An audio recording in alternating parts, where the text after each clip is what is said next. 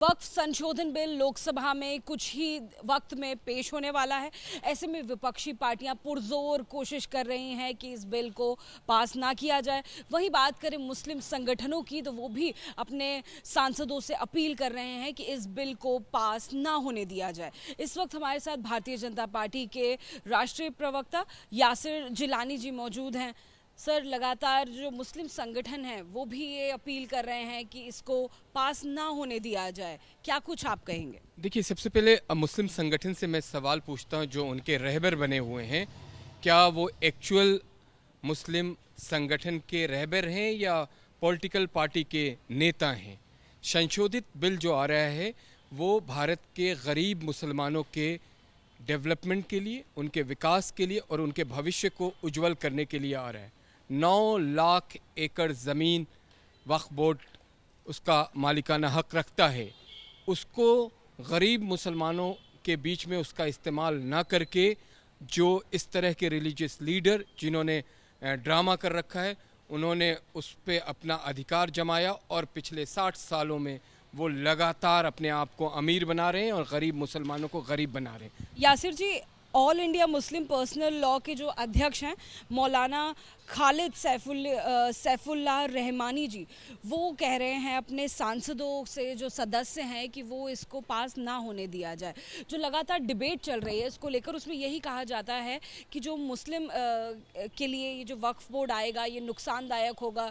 जो उनकी अपनी आज़ादी है ज़मीन को लेकर वो छीन ली जाएगी। ख़ास तौर पे उनका पक्ष ये भी है कि सरकार का इंडल्जेंस तो इसमें पहले से है, तो वक्फ बोर्ड आने से क्या बदलेगा? देखिए, 1923 से लेके 2013 तक लगातार इसी तरीके के संशोधन वक्फ में लेके आई हैं सरकारें, लेकिन वो सरकारें तुष्टीकरण की राजनीति का केंद्र बिंदु एक समुदाय को बना के रख रही थी और उन्हीं को सबसे ज़्यादा नुकसान वक्फ बोर्ड से हुआ है। खालिद सैफुल्लाह रहमानी जो इस वक्त अपील कर रहे हैं और जिनके अपील पे लोगों ने, जो खुशियों का त्यौहार है ईद, उसमें काली पट्टी एक नेगेटिविटी फैलाया है भारत के अंदर, वो उसका भी जवाब देंगे। मैं उनसे सवाल पूछता हूं कि आपको तब नहीं दिखाई दिया जब गरीब मुसलमान सड़कों पे भीख मांगता हुआ दिख रहा था? तब आप वक्फ की 9 लाख एकड़ ज़मीन जो आप उसके मालिक हैं, उसका इस्तेमाल करके आपने कभी कोई एक उन गरीब मुसलमानों के लिए अच्छा स्कूल बनाया, अच्छा अस्पताल बनाया, कमर्शियल कॉम्प्लेक्स बनाया? तो आज ये व्यवस्था और ये सारी चीज़ें नहीं होती। ये सरकार वक्फ की ज़मीन आमतौर पे किस लिए यूज़ होती है? क्या उसमें मदरसा या बाकी ऐसी संस्था नहीं बने होते हैं आमतौर पर? देखिए, वक्फ जो अल्लाह की राह पे ज़मीन को दान कर दिया जाता है, वो ज़मीनें हैं। उस ज़मीनों को इन जैसे लोग, मुस्लिम पर्सनल लॉ के बोर्ड के लोग, उन्होंने बेच खाया। ये तो आम मुसलमान उनसे पूछ रहा है। आप बताएं कि आज ट्रांसपेरेंसी लेके आना चाहती है सरकार। अल्पसंख्यक कल्याण मंत्री किरण रिजिजू जी बार बार कह रहे हैं कि औकाफ से रिलेटेड ज़मीन, मस्जिद, मदरसा, किसी को कोई नुकसान नहीं होने जा रहा है। उसकी वो गारंटी दे रहे हैं। बार बार प्रेस कॉन्फ्रेंस करके कह रहे हैं वज़ीर आज़म सबका साथ की बात हमेशा से करते रहे हैं और 140 करोड़ भारतीयों को वो एक तरीके से समझते हैं। कुछ चंद मुस्लिम ऑर्गेनाइजेशन लोगों को भड़का के, सौहार्द बिगाड़ के भारत में एक अफरा तफरी और ख़ास करके मुसलमानों के बीच में अफरा तफरी मचाना चाहती। ये जो संशोधित हुआ जो बिल आ रहा है, जो कल टेबल पे होगा, मुझे लगता है कि भारत के लोग उसका स्वागत करेंगे। भारत के तमाम 140 करोड़ लोग और ख़ास करके मुस्लिम नौजवानों से मेरी अपील है कि आप वक्फ बिल को पहले समझिए, फिर विरोध करिए।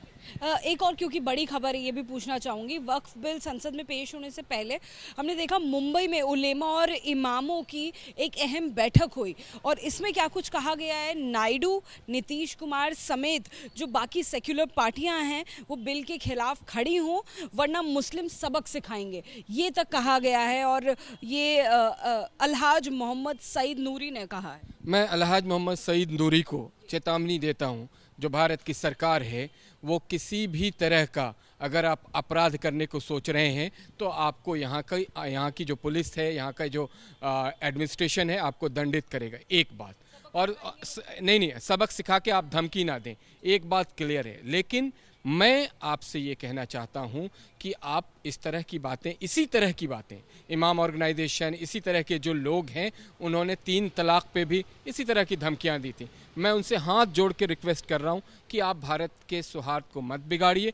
भारत के जो दूसरे मुसलमान, मासूम मुसलमान, गरीब मुसलमान, जो मेहनतकश मुसलमान हैं, जो खेतों में काम करते हैं, दुकानों में काम करते हैं, उनको काम करने दीजिए। और वक्फ के जो लुटेरे हैं, डाकू हैं, उनको सरकार नहीं छोड़ने जा रही है। जिन्होंने ज़मीनें बेच के अरबपति बन गए, उनके ख़िलाफ़ ये बिल बहुत ख़तरनाक साबित होगा, इसलिए वो बेचैन हैं। उन्होंने सारे के सारे ये नेता हैं जिन्होंने रिलीजियस आउटफिट में अपने आप को एडजस्ट करके रिलीजियस नेता बन गए। इनको मैं भारत के नौजवान मुसलमानों से अपील करूंगा कि इनसे सवाल करिए, और जो कल बिल आ रहा है वो आपके भविष्य के लिए, उसके समर्थन में। क्या लगता है सर, आपके पास नंबर्स, अभी तक ये माना जा रहा था कि पूरे हैं, लेकिन अब लगातार जो अलग अलग संगठनों से, पार्टियों से अपील हो रही है, उसके बाद कुछ नंबर्स में कमी रह सकती है? मुझे पूरा उम्मीद है तमाम विपक्ष के लोग, आप यकीन माने कि जो विपक्ष के सांसद हैं वो भी चाहते हैं कि वक्फ में संशोधन हो। पिछले 60 साल से वक्फ को बर्बाद कर दिया वक्फ के जो लैंड माफिया गिरोह के जो सरगना थे। अब लोग चाहते हैं कि मुसलमानों के भविष्य के लिए काम वक्फ करे। वो जो 9 लाख एकड़ ज़मीन है, आपको पता है ट्रिब्यूनल में 10,000 से ज़्यादा केस है। क्यों है? सिविल सूट जाएगा, आपका अगर कोई मसला होगा तो हम उसमें फ़ैसला कराएंगे। क्यों हम इस तरीके की जो आपने अमेंडमेंट, और बार बार आपने अमेंडमेंट किया, बार बार आपने लगातार चीज़ों को लोगों के सामने रखा है। 1923 से 2013 तक की बात कर रहा हूँ, 55, 56, 57, ये सारे अमेंडमेंट हैं। इस पर चर्चा हो सकती, बड़ी विस्तृत, बड़ा लंबा होगा। लेकिन ये जो कल टेबल हो रहा है, इसका हम लोग स्वागत करते हैं। और मैं भारत के ख़ास करके मुस्लिम नौजवानों से अपील करना चाहूँगा आपके एबीपी के माध्यम से कि आप इनका स्वागत करिए, खुशियाँ मनाइए। ये आपके बच्चों के भविष्य को सुरक्षित और बेहतर बनाने वाला वक्फ बिल होगा। जी, बहुत शुक्रिया एबीपी न्यूज़ से बात करने के लिए। यासिर जिलानी जी, भारतीय जनता पार्टी के प्रवक्ता। देखिए, जाहिर तौर पर आपको बताएं कि अब से कुछ देर में वक्फ का जो संशोधित बिल है वो लोकसभा में पेश होगा। करीबन 12 बजे का वक्त दिया गया है जब इसे टेबल किया जाएगा, और लंबी बहस भी होगी, इसका भी अंदाज़ा लगाया जा रहा है। करीबन 8 घंटे की लंबी बहस हो सकती है, और ये माना जा रहा है कि वक्फ का जो संशोधित बिल आएगा उससे ख़ास तौर पर जो मुस्लिम समुदाय के मध्यम वर्गीय और गरीब लोग हैं उनको ख़ास तौर पर और सीधा फ़ायदा होगा, जो अब तक नहीं मिल पाया है। ज़मीन की स्वतंत्रता जो है वो छीनने की बात विपक्ष कर रहे हैं, उनको छीनने की बात जो मुस्लिम संगठन है वो कर रहे हैं, और लगातार अपील कर रहे हैं मुस्लिम लोगों से, सांसदों से कि वो इस बिल का पुरजोर विरोध करें। अब देखना होगा कि इस बिल का कौन स्वागत करता है, कौन विरोध करता है।